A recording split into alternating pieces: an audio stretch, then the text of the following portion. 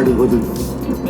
4 திசைகள் அளந்தது, 3 காலங்கள் அளாவியது. ஈருலகை இணைப்பது, ஒற்றை பூமியை உயர்த்தி பிடிப்பது மகாகவிதை. கற்றவரால் ஆய பயனன்கொல் இந்நூரின் நற்றாழ் தொடார் எனி.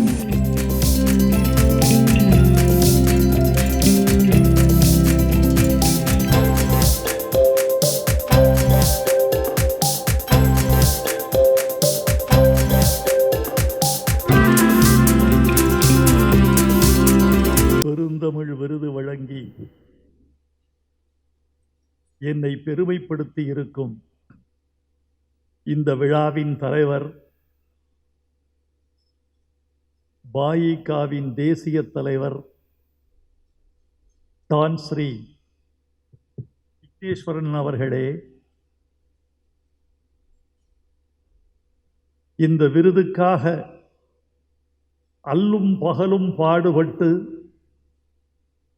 உலகில் எந்த கவிஞனுக்கும் இவ்வளவு பெருமை சேர்ந்திருக்குமா என்று வியக்கும் வண்ணம் என்னை திகைப்பிலும் மலைப்பிலும் ஆழ்த்தியிருக்கும் பாயிகாவின் தேசிய துணைத் தலைவர் டத்தோஸ்ரீ சரவணன் அவர்களே,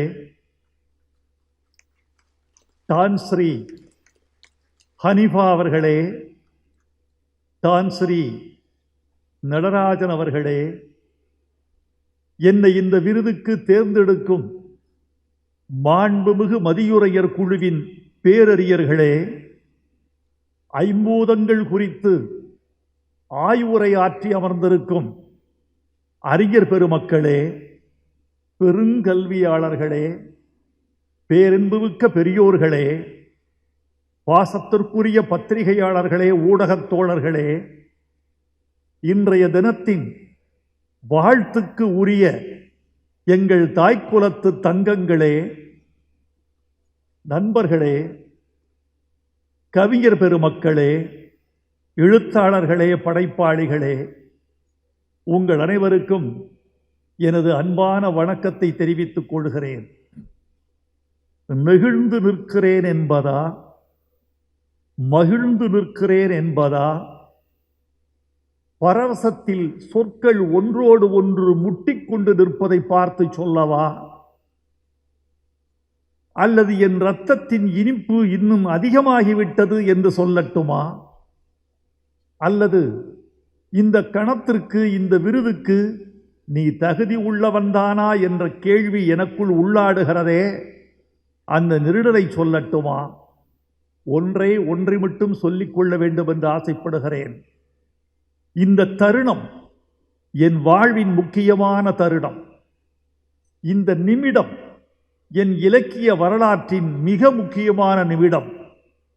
இந்த மேடை, இந்த மக்கள், இந்த மன்றம், இந்த பேச்சாளர்கள் அத்தனை பேரும் என் வாழ்வின் நினைவின் கடைசி சொட்டு நினைவு உள்ளவரை மறக்க முடியாத நிமிடம். கலீல் ஜிப்ரான் என்ற ஒரு கவிஞன் இருந்தான். 18 வயதில் அவன் 16 வயது பேரழகியை சந்தித்தான். அவள் இந்த பூமிக்கு வந்த ஒரு நிலா, நட்சத்திரங்களால் சிருஷ்டிக்கப்பட்டவள், பூக்களின் புத்திரி.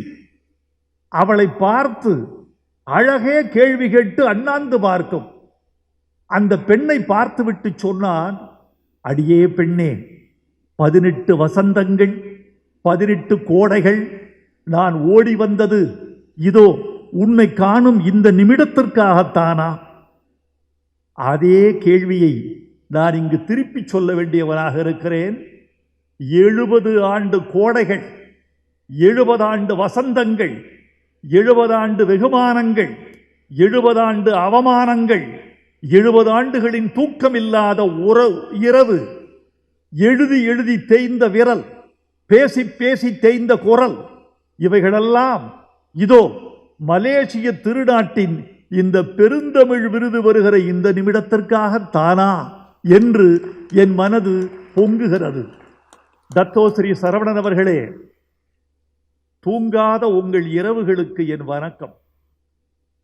வலிகொண்ட உங்கள் உடம்புக்கு என் வாழ்த்து. நீங்கள் பெற்ற அவமானங்களுக்கெல்லாம் என் கவிதைகளின் வெகுமானங்கள். உங்களுடைய உழைப்பு, ஆர்வம், இந்த துடிப்பு, ஒரு தமிழ் கவிஞரை கொண்டாட வேண்டும் என்ற இந்த வேகம், அதோடு தமிழை கொண்டாட வேண்டும் என்ற தாகம், இவைகளுக்காக தமிழ் உலகம் உங்களுக்கு கடமைப்பட்டிருக்கிறது. தான் ஸ்ரீ விக்னேஸ்வரன் அவர்களே, இந்த விழாவுக்கு நீங்கள் தோன்றா துணையாக இருந்து, உங்கள் தம்பிக்கு துணை இருந்து, இந்த தம்பிக்கும் துணை இருந்து எங்களை பெருமைப்படுத்திய உங்கள் அன்புக்கு நாங்கள் கடமைப்பட்டிருக்கிறோம். எங்கள் தமிழ்நாட்டு இலக்கிய உலகம் உங்களை வாயார வாழ்த்தி கொண்டாடும். உங்கள் கவிதை பெருமக்களை எல்லாம் கொண்டாடும் என்று நான் நிச்சயம் நம்புகிறேன். இதோ இந்த 2 பேர் இருக்கிறார்களே, டான்ஸ்ரீ, தத்தோஸ்ரீ, இந்த 2 பேரும் சாதாரணமான ஆட்கள் அல்ல. நான் பழகிய வரைக்கும் இவர்களை யாரும் ஆழங்காண முடியாது. இவர்கள் இருவரும் ஆற்றலில் கடல் போல் ஆழமானவர்கள். செய்திகளை சேகரிப்பதில் கடல் போல் விசாலமானவர்கள். ஒரு விஷயத்தை முடிவெடுப்பதில் வானம் போல் உயர்ந்தவர்கள். இந்த 2 பேரும் சகோதரர்கள். இவர்களை யாரும் பிரிக்க முடியாது. ஏன் தெரியுமா தோழர்களே? விக்னேஸ்வரன் யார்? விநாயகர். சரவணன் யார்? முருகன். அண்ணன் தம்பிகள். இந்த அண்ணன் தம்பிகளை எப்படி பிரிக்க முடியும்? அந்த அண்ணன் தம்பிகளுக்கு ஒரு சண்டை வந்தது, ஞானப்பழம் யாருக்கு என்று. ஞானப்பழம் யாருக்கு என்று விக்னேஸ்வரனுக்கும் முருகனுக்கும் சண்டை வந்தது. இங்கு ஞானப்பழம் யாருக்கு என்று விக்னேஸ்வரனுக்கும் சரவணனுக்கும் சண்டை வரவே வராது. ஏனென்றால் இந்த ஞானப்பழத்துக்கு பெயர் மாயிக்கா. அது மக்களுக்கானது, தங்களுக்கானது அல்ல என்று இவர்கள் 2 பேருக்கும் தெரியும். இந்த மாயிக்கா என்ற ஞானப்பழத்தை காப்பாற்றி அதன் சத்தை, அதன் ஞானத்தை, அதன் பெருமையை, அதன் ஊட்டத்தை மக்களுக்கே அர்ப்பணிக்க வேண்டும் என்றுதான் இந்த 2 பெரும் சகோதரர்களும் பாடுபட்டு கொண்டிருக்கிறார்கள் என்று நான் நம்புகிறேன். இன்றைக்கு துன் சாமிவேலு அவர்களின் பிறந்த நாள். அது எதேச்சையாக வந்து அமைந்தது. அவர் எங்களை எல்லாம் வாழ்த்தி கொண்டிருக்கிறார், தோன்றா துணையாக நின்று கொண்டிருக்கிறார் என்று நினைத்துக் கொள்வதற்கு ஒரு வாய்ப்பாக அமைந்திருக்கிறது. சாமிவேலு என்ற பெருமனிதன் மறையவில்லை தோழர்களே. 2 உருவங்களில் அவர் வாழ்ந்து கொண்டிருக்கிறார். விக்னேஸ்வரன் சாமி நம்பிக்கை உள்ளவர், கடவுள் பக்தியாளர், சமய நெறியாளர். அதனால் சாமிவேலுவின் முதல் எழுத்து 2 எழுத்து அவரிடம் இருக்கிறது. விக்னேஸ்வரன் சாமியாக இருக்கிறார். சரவணன் கையில் வேலு இருக்கிறது. இந்த சாமியும் இந்த வேலுவும் இணைந்து சாமி வேலுவாக இந்த 2 பேர் வடிவில் இருக்கிறார் என்று நான் பெருமைப்படுகிறேன். நீங்கள் பல்லாண்டு வாழ வேண்டும் என்று உங்களை நான் வாழ்த்துகிறேன். நண்பர்களே, ஒரு செய்தியை உங்களுக்கு சொல்ல வேண்டும் என்று ஆசைப்படுகிறேன். வைரமுத்து என்ற தனி மனிதனை கொண்டாடுவதற்காக இந்த விழா என்று யாராவது நினைத்தால் அது தவறு. நானும் அப்படி கருதி கொண்டால் அது தவறு. தமிழ் இலக்கிய உலகம் கருதி கொண்டாலும் அது தவறு. வைரமுத்து என்பவன் தமிழ் நெடுங்கணக்கில் வந்து போகிற ஒரு கவிஞன். வருவான், போவான். இப்படி இன்னும் பல கவிஞர்கள் வருவார்கள், போவார்கள். இந்த கவிஞர்கள் வந்து வந்து போவார்கள். தமிழ் மட்டும்தான் வரும், போகாது. தமிழ் மட்டும்தான் நிரந்தரமானது.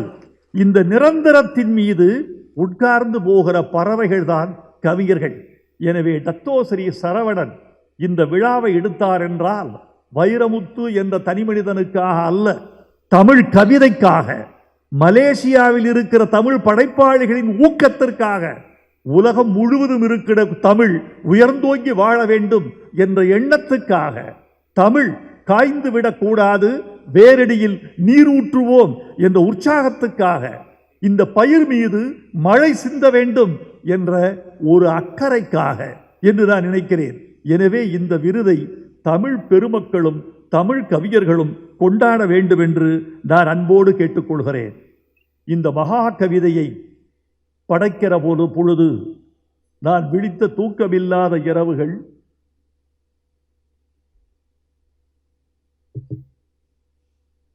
என் உடலும் மனதும் பட்ட வலி, இந்த கவிதை பெருமை பெறுமா சிறுமை உருமா என்ற சந்தேகம், இதை புலவர் உலகம் ஏற்றுக்கொள்ளுமா, இந்த அறிவியல் தமிழை செய்யுள் உலகம் ஏற்றுக்கொள்ளுமா என்ற எனது கேள்வி. கவிதை என்பது கவிதையாகத்தானே இருக்க வேண்டும், அறிவியலாக முடியுமா? அறிவியல் வேறு உலகம், கவிதை வேறு உலகம்.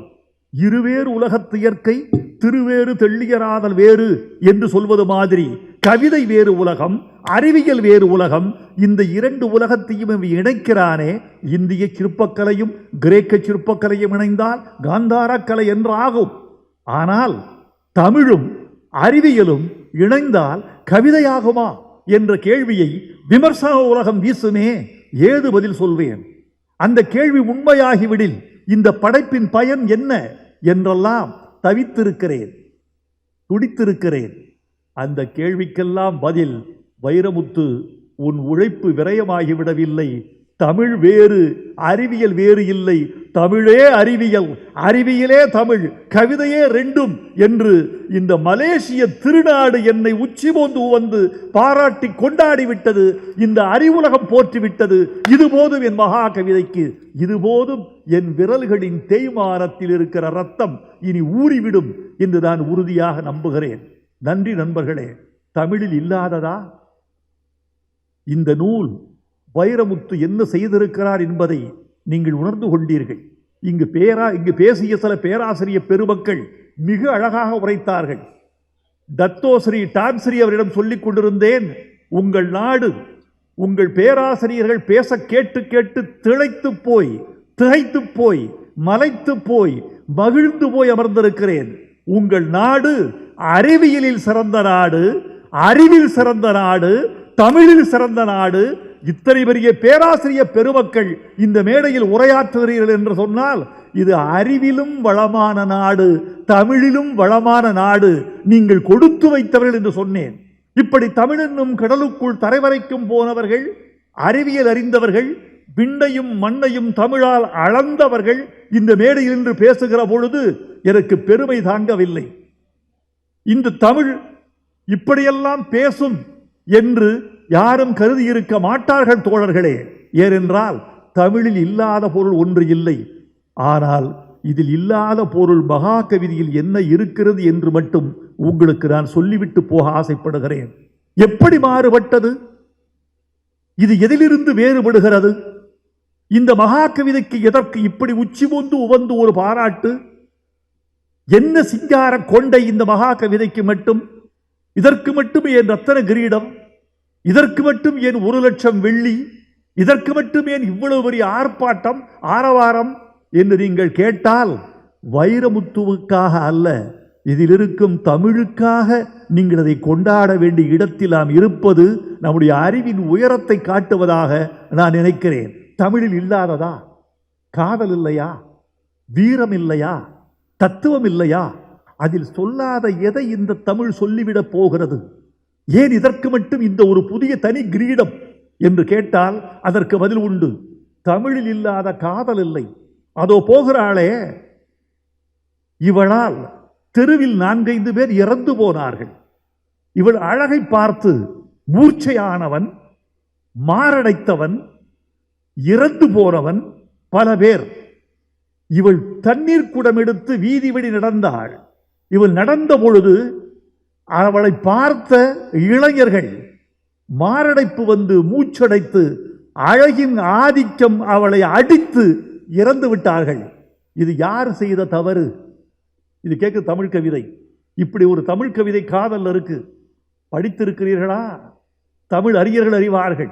இப்படி ஒரு கவிதை இத்தனை பேரை கொன்று விட்டாளே, இது யார் செய்த தவறு?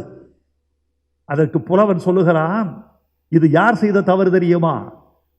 இவள் அழகை மூடி வைக்காமல் தெருவில் விட்டது தவறு.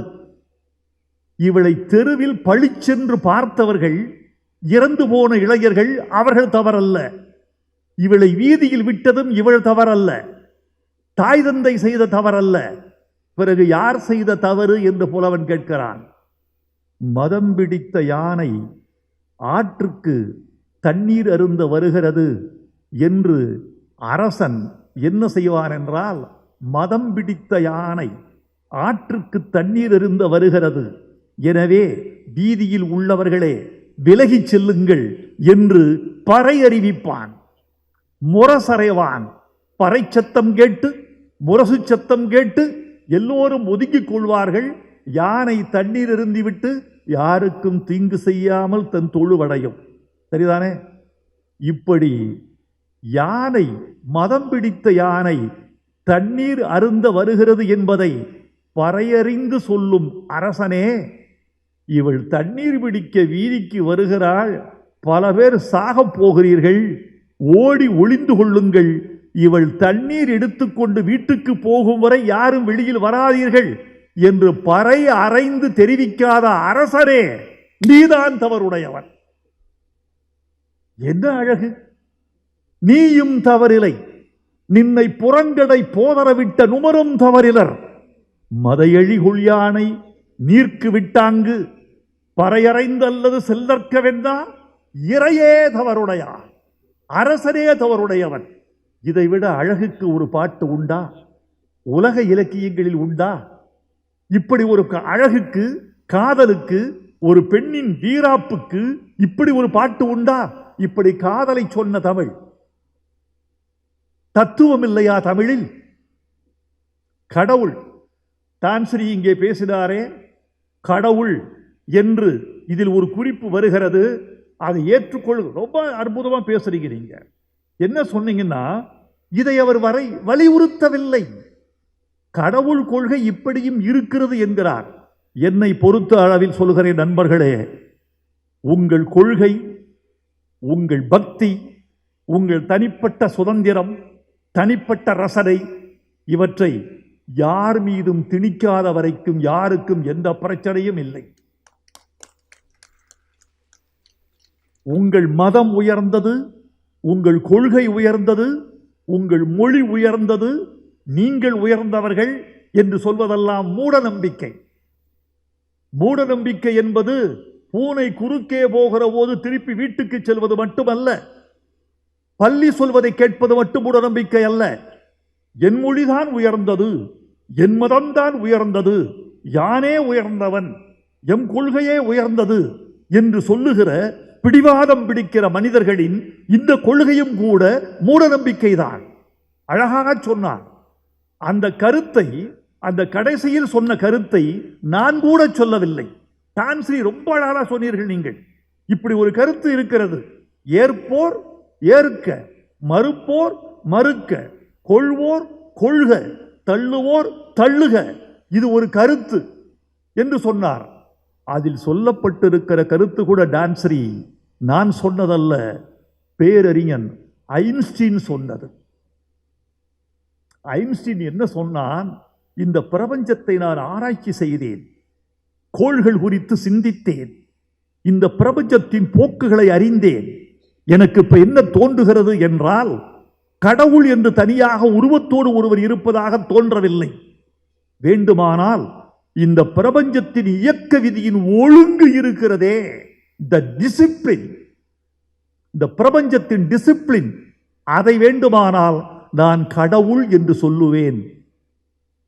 இதை படிச்சுட்டு ஐயோ, நாத்திகத்துக்கும் பொதுவான கருத்து, ஆத்திகத்துக்கும் பொதுவான கருத்து, இது அறிவின் குரல், இது பகுத்தறிவின் மொழி, இது ஞானத்தின் குரல், அது அறிவியலின் வெளிப்பட்டு வந்திருக்கிறது என்று வியந்து நெகிழ்ந்து ஒரு இரவெல்லாம் தூங்காதிருந்தேன். இந்த கவிதை எழுதி முடித்து விட்டு இரவு புரண்டு படுக்கிறேன், தூக்கமில்லை, நடக்கிறேன், தூக்கமில்லை, படுக்கிறேன், தூக்கமில்லை, ஊஞ்சலாடுகிறேன், தூக்கமில்லை. எப்படி சொல்லி இருக்கிறான் ஐன்ஸ்டீன்? படிக்க படிக்க அறிவு எப்படியெல்லாம் துலக்கமாகிறது, பட்டை தீட்டப்பட்ட வைரம் போல் படிக்க படிக்க அறிவு எப்படி மின்னுகிறது என்று நான் ஆச்சரியப்பட்டு போனேன். இந்த நூலில் என்ன சொல்லி இருக்கிறது? இதில் சொல்லாத என்ன இருக்கிறது? சொன்னா, கடவுள் என்று சொன்னவுடன் உங்கள் கருத்து நினைவு வந்து விட்டது. திருமூலர் சொன்னான், அவன் சொல்லாத கருத்தா? வானுக்குள் ஈசனை தேடும் மதியிலீர். வானத்துல கடவுள் இருக்கிறார் என்று தேடிக்கொண்டிருக்கிற மானுடா, தேனுக்குள் இன்பம் சிவப்போ கருப்போ? வானுக்குள் ஈசனை தேடும் மதியிலீர், தேனுக்குள் இன்பம் சிவப்போ கருப்போ? தேனுக்குள் இன்பம் செறிந்திருந்தார் போல் ஊனுக்குள் ஈசன் உறைதல் கண்டீர். உங்களுக்குள்ள இருக்கான் கடவுள். கடவுள் தேனுக்குள்ள இனிக்குது. அந்த இனிப்பின் நிறம் என்ன? இனிப்பின் உருவம் என்ன? அந்த இனிப்பின் உணர்ச்சி என்ன? துய்க்கத்தான் முடியும். நீங்கள் அதை உணர முடியும், உணர்த்த முடியாது. கடவுளும் அப்படித்தான். உணர்வோர் உணர்க, உணராதோர் யாரையும் கேடு செய்யற்க. இவ்வளவுதான் வாழ்க்கை. இப்படி ஒரு தத்துவத்தை திருமூலன் தமிழுக்கு தந்திருக்கிறான். இதைவிட இந்த நூல் என்ன சொல்லுகிறது? வீரம். குளமுற்றத்து துஞ்சிய கிள்ளி வளவன் என்ற சோழன் இறந்துட்டான். அவனை யாருமே வெல்ல முடியாது. படைக்களத்தில் அவரை வென்றவர் கிடையாது. எந்த பகைவனும் அவனை வாழ் கொண்டு அறுக்க முடியாது, வேல் கொண்டு எய்ய முடியாது, வில் கொண்டு துளைக்க முடியாது. எந்த ஆயுதத்திற்கும் எந்த பகைவனுக்கும் அவன் கட்டுப்பட்டவன் அல்ல. அத்தனையும் உடைக்கிறவன். எப்படி செத்தான்? புலவனுக்கு சந்தேகம் வந்துருச்சு. எப்படி செத்தான்? வீரத்துக்கு தமிழன் சொன்னதை பாருங்க. சொன்னா யமன் தான் அவனை ஜெயிச்சுட்டான். யமன் ஜெயித்து விட்டானா? யமன் தான் ஜெயிச்சுட்டான். சண்டை போட்டா யமன் வந்தாவது, சண்டையிடுவதாவது, சோழன் குளமுற்றத்து துஞ்சிய கிள்ளி வளவனை கொல்வதாவது. யமனெல்லாம் வந்து அவனை ஜெயிக்க முடியாது. யமனும் ஜெயிக்க முடியாது, யமனும் ஜெயிக்க முடியாது. பிறகு எப்படி செத்தான்? அவன் என்ன பண்ணா? கொடை வள்ளல் இந்த கிள்ளி வளவன். யமன் மாறு வேஷம் போட்டு வந்திருக்கிறான். நான் ஒரு பாணன், பாட்டு பாடி பிழைக்கிறவன். அரசே, உங்கள் மீது ஒரு பாட்டு பாடுகிறேன், எனக்கு ஒரு பிச்சை கொடு என்று கேட்டிருப்பான். ஓ, பாட்டு அழகாக இருக்கிறது, என்ன பிச்சை வேண்டும் என்று அவன் கேட்டிருப்பான். அந்த யமன், மாறுவேஷம் போட்ட யமன் கேட்டிருப்பான், உன் உயிரை பிச்சை கொடு, உன் உயிரை பிச்சை கொடு என்று கேட்டிருப்பான். கிள்ளி வளவன் உயிரை தந்திருப்பான், செத்திருப்பான். இவன் யமனெல்லாம் வந்து ஜெயிக்க முடியாது. சற்றன்றாயினும், செயற்தன்றாயினும், உற்றன்றாயினும் உயிரின்று மாதோ பாடுனர் போல கைதொழுதேத்தி இறந்தன்றாகல் வேண்டும். புலந்தார் மண்டவர் கிடக்கும் தானை திந்தேர் வளவர் கொன்ற கூற்றே. காதல், வீரம், ஈகை, சமயம், கொடை, காமம் தமிழில் சொல்லாததா? இது என்ன சொல்லுகிறது என்றால், இத்தனையும் இருந்த தமிழில் நவீன அறிவியல் இல்லை என்று கவலைப்பட்ட போது பிறந்ததுதான் மகாகவிதை. இந்த மகாகவிதை பெரியது, இந்த மகாகவிதை உயர்ந்தது. நீங்க உட்கார்ந்து இருக்கிறீங்கல்ல, இந்த உண்மையை சொல்றேன். நீங்கள் அமர்ந்திருக்கிறீர்கள் எதன் மீது? ஒரு நாற்காலியின் மீது. அந்த நாற்காலி எதன் மீது கிடத்தப்பட்டிருக்கிறது? தரை மீது. அந்த தரையோடு சேர்த்து உங்கள் ஆயுளை எண்ணி பார்த்தால் எவ்வளவு தெரியுமா? நீங்கள் எதன் மீது தெரியுமா அமர்ந்திருக்கிறீர்கள்? நாற்காலி மீதல்ல, தரையின் மீதல்ல, 450 கோடி ஆண்டுகளின் மீது நீங்கள் அமர்ந்திருக்கிறீர்கள். இந்த பூமியின் வயது 450 கோடி ஆண்டுகள். இன்னும் 450 கோடி ஆண்டுகள் இந்த பூமி சுழலும் என்கிறது விஞ்ஞானம். இதை சொல்லியிருக்கிறான் வைரமுத்து மகாகவிதையில். 450 கோடி ஆண்டுகள் வாழ்ந்தோ இந்த பூமி, இன்னும் 450 கோடி ஆண்டுகள் வாழ வேண்டி இருக்கிறது.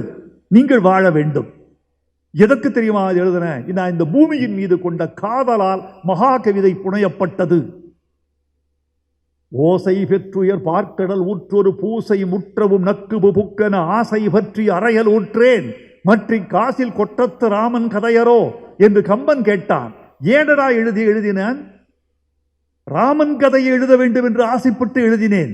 பூமியை காப்பாற்ற வேண்டும், இந்த பூமிதான் மனித ஜீவராசிக்கு உள்ள ஒரே ஒரு கோள் என்று அஞ்சி அஞ்சி நடுங்கி நடுங்கி காதலித்து காதலித்து துக்கித்து துக்கித்து விக்கித்து விக்கித்து எழுத்தெண்ணி எழுத்தெண்ணி சொல்லெண்ணி சொல்லெண்ணி வாக்கிய அமைதிகள் பார்த்து பார்த்து விஞ்ஞானமும் தமிழும் ஒரு உள்ளையில் கூட்டி கூட்டி இந்த நூல் படைக்கப்பட்டது. தோழர்களே, இதை தயவு செய்து ஒவ்வொரு தமிழரும் வாசியுங்கள், வாசிக்க வையுங்கள்.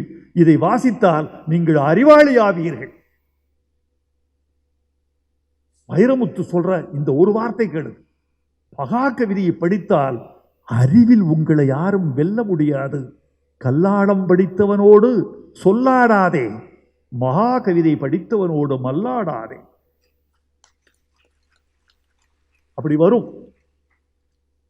அதாவது வேறு எந்த பூமி எந்த கிரகத்துக்கு நீங்க போக முடியாது. சூரிய குடும்பம் மொத்தம் 8 கோள், சூரியன் இல்லாமல் 8 கோள். இந்த 8 கோள்களில் பூமியை தவிர எங்கும் காற்று இல்லை, தண்ணீர் இல்லை, ஜீவராசிகள் பிறக்க வழி இல்லை. இந்த புதன் கிரகம் இருக்கே, பூமிக்கு பக்கத்தில் இருக்கிற புதன் கிரகம், இதை சொன்னா நீ ஆச்சரியப்படுவீங்க. புதன் கிரகத்துக்கு குடி போகலாமா மனிதன்? இதை மட்டும் சொல்லி கொஞ்சம் விடைபெற வேண்டும் என்று ஆசைப்படுகிறேன். எனக்கு உங்களை பார்க்க பார்க்க பேசுவதற்கு ஆசை அதிகமாகிறது. இப்படி ஒரு கூட்டம் தத்துவஸ்ரீ எவனுக்கும் கிடைக்காது. இப்படி ஒரு அறிவார்ந்த கூட்டம், இப்படி ஒரு திருக்கூட்டம், தமிழை காதலிக்கிற கூட்டம், அறிவை ஆராதிக்கிற கூட்டம், ஒரு பேச்சாளன் பேச பேச கரவொலி செய்கிற கூட்டம், இடியோசை கேட்கிற கூட்டம். இவர்கள் இதயமெல்லாம் கண்களில் துடிக்கிறது எனக்கு தெரிகிறது. இவர்கள் மூளையெல்லாம் நெற்றியின் மையத்தில் சுடர்வது தெரிகிறது. இவர்கள் செவிகளெல்லாம் 1000 செவிகளாய் மாறிவிட்டது என்னால் உணர முடிகிறது. அசைவு இல்லை, இவர்களுக்கு இயக்கம் இல்லை. இருதயம் துடிக்கிறது, செவிகள் கேட்கின்றன.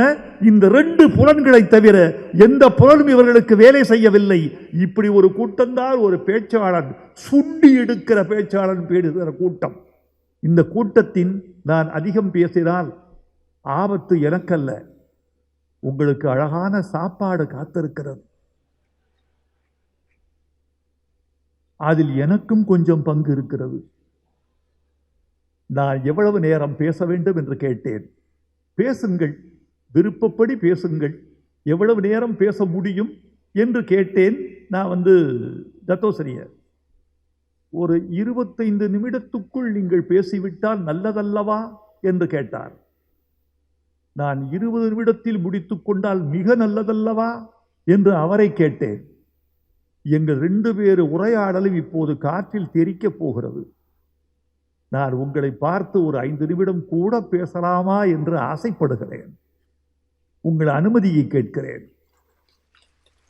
இந்த புதன் என்ற கிரகம் இருக்கிறதே, இந்த புதன் என்ற கிரகத்தில் குடிபோக முடியாது. காரணம், அந்த புதன் எப்போதும் ஒரு பக்கம் இரவு, எப்போதும் ஒரு பக்கம் பகல். அது சூரியனுக்கு மட்டும் முகம் காட்டி கொண்டிருக்கிறது. சூரியனுக்கு முகம் காட்டுகிற பக்கத்தில் முழுக்க முழுக்க பகல். எரிந்து போகிற கிரகம் அது. அந்த கிரகத்தினுடைய வெப்பம் எவ்வளவு தெரியுமா? புதன் கிரகத்தில் 425 பாகை வெப்பம். பாகை என்பது டிகிரி. 425 பாகை வெப்பம் பகல் பக்கத்தில், -175 பாகை குளிர் இருட்டு பக்கத்தில். எப்போதும் ஒரு பக்கம் இருட்டு, எப்போதும் ஒரு பக்கம் பகல். இப்போது தெரிகிறதா பூமியின் பெருமை? 24 மணி நேரத்தில் இந்த பக்கம் பகல், அந்த பக்கம் இரவு. எவ்வளவு சுகமான பூமி! இந்த பூமியை விட்டு விட்டு எந்த கிரகத்துக்கு நாம் குடிபோக போகிறோம்? அங்கு ஒளியை சிதறச் செய்யும் காற்று இல்லை. காற்றுக்கு இருக்கக்கூடிய மிகப்பெரிய வேலை சுவாசிப்பது என்று நினைத்துக் கொண்டிருக்கிறீர்கள். இல்லை, ஒளியை சிதறச் செய்வது, ஒளியை அதிரச் செய்வது காற்றுதான். காற்று இல்லாவிட்டால் ஒளி இல்லை. காற்று இல்லாவிட்டால் ஒளியின் பயணம் இல்லை. காற்று இல்லாவிட்டால் இந்த பூமி வெறும் மயானம், சுற்றுகிற மயானம், நிசப்த அமைதி கொண்ட மயானம்.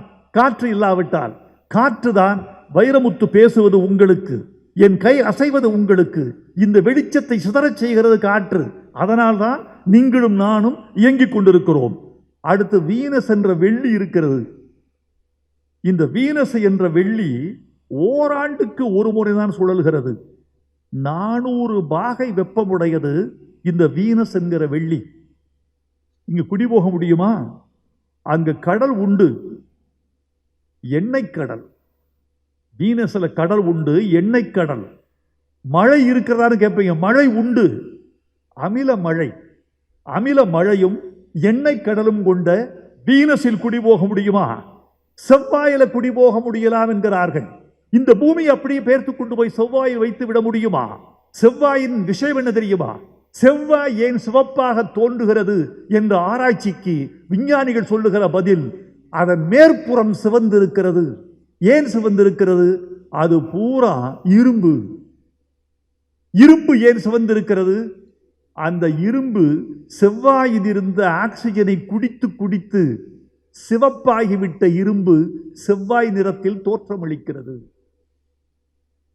இதுதான் அங்க செவ்வாயில எப்படி தெரியும்? வாயுமண்டலம் இருக்கிறது. அதுல ஆக்சிஜன் எவ்வளவு தெரியுமா இருக்குது? உயிர் வெளி என்ற ஆக்சிஜன். உப்பில் எவ்வளவு சர்க்கரை இருக்கிறதோ அவ்வளவுதான் அந்த காற்றில் ஆக்சிஜன் இருக்கிறது. எப்படி போவீங்க? செவ்வாயில குடியேறுவீங்க. புற ஊதா கதிர்களை தடுக்க முடியாமல் அது ஒரு பெரிய அணு உலை மாதிரி குதித்துக் கொண்டிருக்கிறது. வியாழன் தான் 8 கோள்களிலும் பெரிய கோள். வியாழன் என்ற ஒரு கோளில் பூமிகளை அடுக்கலாம்.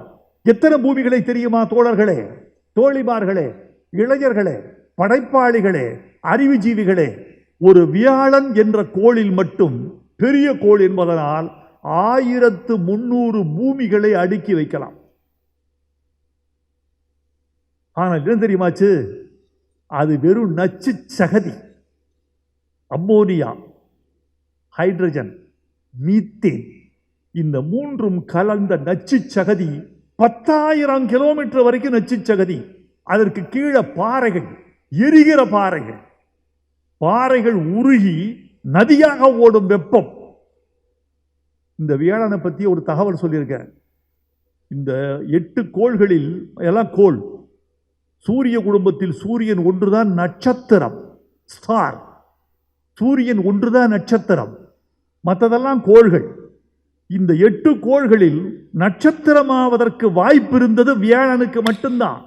நட்சத்திரம் ஆய்விடுமோ அப்படின்னு போயிட்டு இருக்க வழியில கிரகமா சுருங்கிடுச்சு. சில பேர் மந்திரியாக போற வழியில எம்பியாவை நின்று ஓடுவான் பாருங்க. சில பேர் மேயராக போற வழியில கவுன்சிலர் ஆயிடுவான்.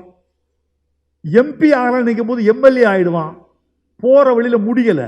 பிரதமர் ஆகலான்னு போகிற போது ஒரு பெரிய மாநிலத்துக்கு முதலமைச்சர் ஆயிடுவாரு.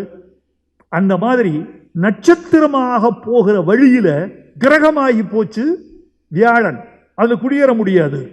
பூமி தாயை வணங்குவோம். இங்குதான் மரஞ்செடி கொடிகள், இங்குதான் பறவைகள், இங்குதான் காற்று, இங்குதான் தண்ணீர்.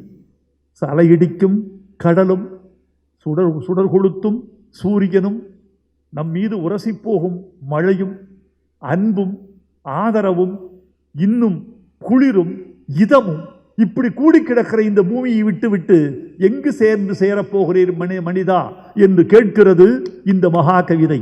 உலக நாடுகளுக்கு எச்சரிக்கை செய்கிறது. இங்கு ஒரு அறிஞர் பேசுகிற போது சொன்னார், தமிழனுக்கு கிடைத்த மிகப்பெரிய அறிவு புத்தகம் இந்த மகா கவிதை என்று சொன்னார். ஐயா, தமிழில் இருக்கிற வரைக்கும் தான் இது தமிழனுக்கு உரிய புத்தகம். எந்த மொழியில் மொழிபெயர்க்கப்படுகிறதோ அந்த இனத்துக்கு உரிய அறிவு இது. அந்த இனத்துக்கு ஆகிவிடும். எனவே இந்த நூல் ரொம்ப அழகாக ஐயா இக்பால் ஐயா சொன்னார் நினைக்கிறேன். இந்த நூல் மொழிபெயர்க்கப்பட்டால் தமிழனுடைய அறிவின் விசாலத்தை உலகம் அறிந்து கொள்ளும் தோழர்களே. தமிழன் உலகுக்கு கொடுத்த கொடை என்ன என்று இந்த உலகம் அறிந்து கொள்ளும் தோழர்களே. இதில் தண்ணீரை பத்தி சொல்றேன். தண்ணீரை பத்தி சொல்றேன். உயிர்களின் மூலமே தண்ணீர் தான். கல், தீ, நிலம், இதை பற்றிய வரிசை முறைகள்லாம் கேட்டாங்க. நான் ஒன்று சொல்றேன் உங்களுக்கு. நாமெல்லாம் யாருக்கு பிறந்தவர்கள் தெரியுமா? குரங்கிலிருந்து மனிதன் பிறந்தான்னு சொல்லிக்கிட்டு இருக்காங்கல்ல, தப்பு. நாமெல்லாம் கல்லிலிருந்து பிறந்தவர்கள். இதை நான் சொல்லியிருக்கேன். இந்த நூல்ல புதுசா என்ன சொல்லியிருக்கேன்னு கேட்கிறாங்கல்ல, அவர்களுக்கு நான் சொல்றேன், மனிதன் கல்லிலிருந்து பிறந்தவன். பூமியில நெருப்பு குழம்பு கல்லாச்சு. பல வருஷம் இந்த பூமி ஒளி இல்லாமல் சுத்திக்கிட்டு இருந்தது. வெறும் மயான பூமி சுத்திக்கிட்டு இருந்தது. ஜீவராசிகள் எதுவுமே சுத்திக்கிட்டு இருந்தது. முதல் முறை ஒரு மழை விழுந்தது.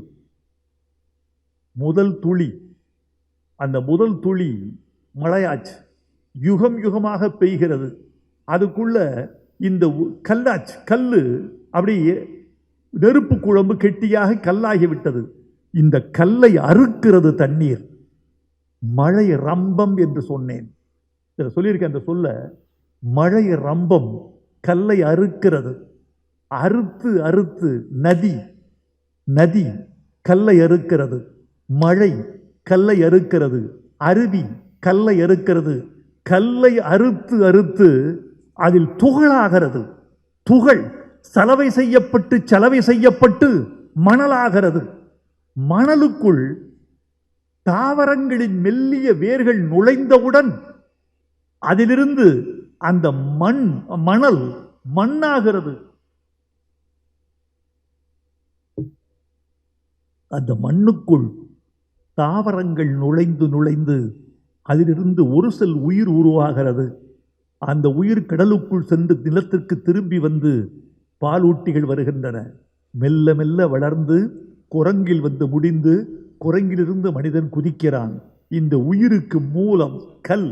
அதனால்தான் கல்லே கடவுள், கடவுளை கல்லு.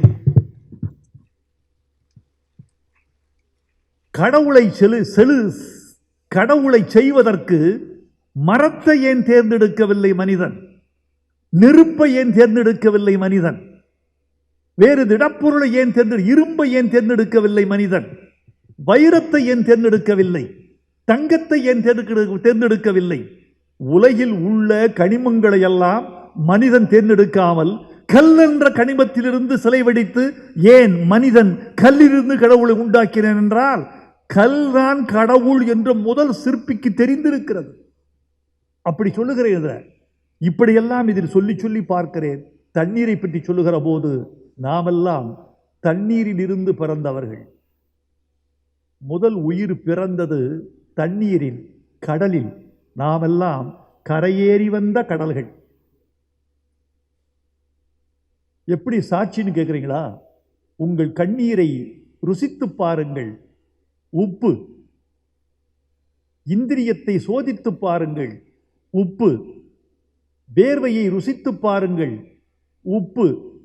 இரத்தத்தை சோதியுங்கள், உப்பு. இந்த உப்பெல்லாம் கடலிலிருந்து தெரித்து விழுந்த ஜீவராசி மனிதன் என்பதற்கு அடிப்படை ஆதாரங்கள் என்று சொல்லுகிறேன். இதை உங்கள் பிள்ளைகளோடு விவாதியுங்கள். உங்கள் பிள்ளைகளை அறிவாளியாக்குங்கள். அதற்கு முன் ஒரு வார்த்தை. தான்சிரியோடும் தத்தோசிரியோடும் காலையில் அவரோடு சிற்றுண்டி அருந்திக் கொண்டு பேசிய பொழுது நான் தீவிரமாக கேட்டேன், தமிழ் பள்ளிகள் எத்தனை, ஏன் குறைகின்றன? தமிழ் பள்ளிகள் மொத்தம் 530, இன்னும் சிலது குறைவதற்கு வாய்ப்பு இருக்கிறது, என்ன காரணம் என்று கேட்டேன். அவர்கள் சொன்ன காரணம், தமிழர்கள் குழந்தை பெற்றுக் கொள்வதில் கூச்சப்படுகிறார்கள். பிள்ளைகள் இல்லாமல் எப்படி தமிழ் பள்ளி எடுக்கும்? பெற்றோர்கள் கொண்டு போய் தமிழ் பள்ளிகளில் தங்கள் குழந்தையை சேர்க்காமல் எப்படி தமிழ் பிள்ளைகள் அங்கு படிப்பார்கள்? ஆகவே தமிழர்களே, தயவு செய்து மக்கட்பேருக்கு ஏற்பாடு செய்து கொள்ளுங்கள். நிறைய பிள்ளைகளை பெற்றுக் கொள்ளுங்கள். தமிழ் வளர வேண்டும் என்றால் தமிழன் வர வேண்டும். தமிழ் வளர வேண்டும் என்றால் தமிழ் பிள்ளைகள் வர வேண்டும். தமிழ் இனத்தையும் பெருக்கிக் கொண்டால்தான் தமிழ் மொழியையும் பெருக்கிக் கொள்ள முடியும். தமிழன் அறிவை பெருக்கிக் கொண்டால்தான் தமிழ் இந்த உலகத்தில் உயிர் வாழ முடியும். இது அறிவு தலைமுறை, கல்வி தலைமுறை. ஆகவே தமிழர்களே, இந்த அறிவு கருத்துக்களை எல்லாம் பிள்ளைகளோடு விவாதியுங்கள், பெற்றோர்கள் பேசியுங்கள். 2 நண்பர்கள் சந்தித்துக் கொண்டால் முதலில் பேசுவது அரசியல், அடுத்து ஆன்மீகம், அடுத்து சினிமா. இந்த 3 தானே பேசுகிறீர்கள். வயதுதோறும் மாறுபடும். காதல் ஒரு குறிப்பிட்ட காலத்தில் 2 பையன்கள் சந்தித்துக் கொண்டால் காதல், கொஞ்சம் வயதானால் அரசியல், அப்புறம் கொஞ்சம் அதிகமானால் ஆன்மீகம், அதற்கு கொஞ்சம் அதிகமானால் வேறு வேறு பக்தி, அது வயது அப்படி வருகிறது. 2 தமிழர்கள் சந்தித்துக் கொண்டால் திருக்குறள் பேசுங்கள், இந்த அறிவியல் பேசுங்கள், இந்த அறிவியல் தமிழை கொண்டு போய் ஒரு தலைமுறையோடு சேருங்கள் என்று உங்களுக்கு சொல்லிக்கொள்ள வேண்டும் என்று ஆசைப்படுகிறேன். நண்பர்களை நீங்கள் கேட்கலாம், இதனால் உங்களுக்கு என்ன லாபம் என்று கேட்கலாம். இதில் எனக்குள்ள லாபம் எல்லாம் முதலில் நான் அறிவாளியாக முயற்சி செய்தது முதல் லாபம். கற்க கற்க நான் மெல்ல அறிவாளியாவதற்கான முயற்சி இது. ஏன் புத்தகம் எழுதினாய்? யான் பெற்ற இன்பம் பெருக இவ்வையகம். ஒரு ஆடு மாடு மேய்த்து கொண்டிருந்த வைரமுத்துவே அறிவாளியாக முடியும் என்றால் எங்கள் அறிவு தமிழர்கள் ஏன் அறிவாளியாக கூடாது என்று எங்கள் தலைமுறையை நான் கொண்டாடுகிறேன். இது 500 வருஷத்துக்கு மேலேயும் பேசப்படுது இந்த புத்தகம். என் எல்லா புத்தகமும் பேசப்படுமான்னு தெரியாது. ஆனால் மகா கவிதை 500-1000 வருஷங்களுக்கு கூட பேசப்படும். இதில் உள்ள கருத்துக்கள் பிற்காலத்தில் திருத்தப்படும். அப்படி திருத்தப்பட்டால் இது வாழும். திருத்த வேண்டும். இது திருத்த திருத்த அறிவு மேம்படும் என்று அர்த்தம். இந்த விஞ்ஞான முடிவுகளை நாளை ஒரு தலைமுறை மாற்றும். சூரியன் தான் பூமியை சுற்றி வருகிறது என்பது பழகாலமாக சொல்லப்பட்டு வந்த கருத்து. ஒருவன் இல்லை, சூரியனைத்தான் கோள்கள் சுற்றுகின்றன என்று ஒரு கருத்தை புரட்டி போடுவதற்கே சில யுகங்கள் தேவைப்பட்டன. மகாகவிதையின் கருத்துக்கள் ஒரு காலத்தில் மாற்றப்படும். மாற்றப்பட்டால் தலைமுறையின் அறிவு வளர்கிறது என்று பொருள். அப்படி இந்த தலைமுறையின் அறிவு வளர வேண்டும். நீங்கள் கேட்கலாம், பாட்டும் எழுதுகிறாய், படைப்பும் செய்கிறாய், உனக்கு எது மகிழ்ச்சி, படைப்பா பாட்டா என்று கேட்டால் படைப்பு தான் எனக்கு மகிழ்ச்சி. பாட்டு என்பது சமரசங்கள் உடையது. பாட்டு என்பது ஒரு 3-4 பேர் கூடி தீர்மானிக்கிற சம்பவம். ஒருவர் கதை சொல்லுகிறார், ஒருவர் மெட்டு சொல்லுகிறார், ஒருவர் சூழல் சொல்லுகிறார், ஒருவர் பாட வருகிறார். 4-5 பேர் கூடி சம்பாதிக்கிற ஒரு கலை பாட்டு. ஆனால் மகாகவிதையின் ஒவ்வொரு வரியும், ஒவ்வொரு வார்த்தையும், ஒவ்வொரு எழுத்தும் வைரமுத்து என்ற படைப்பாளியால் மட்டும் தீர்மானிக்கப்பட்டவை. இதில் யாருடைய தலையீடும் இல்லை. இதில் யாருடைய தலையீடும் இல்லை. இதன் பெருமைக்கும் நானே பொறுப்பு, இதன் சிறுமைக்கும் நானே பொறுப்பு. சிறுமையை சுட்டிக்காட்டினால் என் பெருமை இன்னும் கூடும், நான் திருத்திக் கொள்வேன். ஆகவே பெரியோர்களே, சிறுமைகளை சுட்டிக்காட்டுங்கள். இந்த உலகத்துக்கு சத்தியம் மட்டுமே செல்ல வேண்டும். ஏன் பாட்டை விட படைப்பு சிறந்து தெரியுமா? ஒரு பாட்டு, முதல்வன் என்று ஒரு படம். ஒரு முதலமைச்சர் ஒரு நாள் வேலையை முடிக்கிறான், ஃபைலோட போராடுறான், மந்திரியோட போராடுறான், எல்லாம் போராடி முடிச்சுட்டு சாயந்தரம் தன் காதலியை சந்திக்க போறான். அங்க ஒரு தனியான ஒரு வெட்ட வெளி, அது ஒரு குடிசை போட்டு தன் காதலியோட இருக்கிறான். அதுக்குள்ள ஒரு பாட்டு வேண்டும் என்று கேட்டார் இயக்குனர். என்ன மாதிரி பாட்டு? ஒரு சுகமான காதல் பாட்டு சார், ஒரு கவிதை எழுதுங்கன்னாரு. எனக்கு கவிதை எழுதுங்கன்னு சொன்னோடனே மகிழ்ச்சி வந்துடும். நான் எழுதி கொடுத்தேன். ஓலை குடிசை உள்ள முதலமைச்சரும் முதலமைச்சருடைய காதலி, முதலமைச்சர் இளமையான முதலமைச்சர், அவர் சொல்றார், ஓலை குடிசை, ஒற்றை ஜன்னல், துண்டு வானம், தூரத்து மேகம், கையில் வெற்றிலை, நிறைய மல்லிகை, கிழிந்த பாயில் கிளியோபாட்ரா, இந்த வாழை குமரியும் ஓலை குடிசையும் போதும் போதும் எனக்கு எழுதின. கைதட்டிட்டாங்க. ஆஹா, அற்புதம். இசையமைப்பாளர் கைதட்டினாரு, இயக்குனர் கைதட்டினாரு. அற்புதம். எப்படி சார் உட்கார்ந்த இடத்துல வருது? கவிதை எழுத சொன்னா எழுதிடுவேன், பாட்டு எழுத சொன்னா தாமதம்.